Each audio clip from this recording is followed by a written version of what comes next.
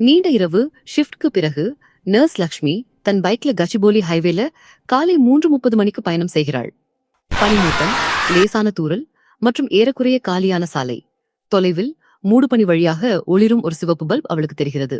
அவள் அருகில் செல்லும்போது அது ஒரு பழைய சாலையோர டீ ஸ்டால் என்று புரிகிறது. எந்த கஸ்டமர்ஸும் இல்லை.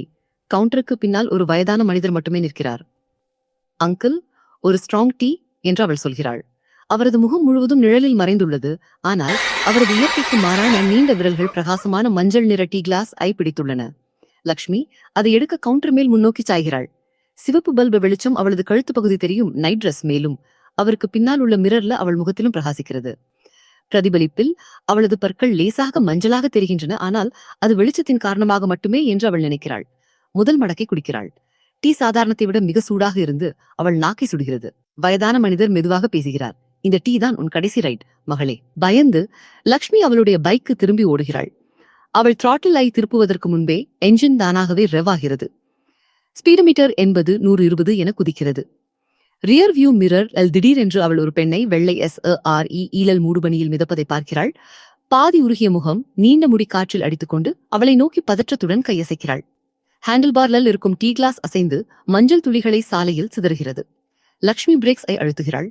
ஆனால் பைக் ரெஸ்பான்ஸ் செய்யவில்லை. ஒரு நொடிக்கு மிரரில் டீ ஸ்டால் மறைந்துவிட்டதை காட்டுகிறது. பிறகு திடீரென்று அந்த கிழவர் ஹேண்டில் பார்லில் உட்கார்ந்து அவருடைய நீண்ட விரல்கள் லக்ஷ்மியின் ஈரமான தோள்களை பிடித்து அவருடைய அகலமான மஞ்சள் புன்னகை அவள் முகத்திற்கு அங்குலங்கள் தூரத்தில் இருக்கிறது.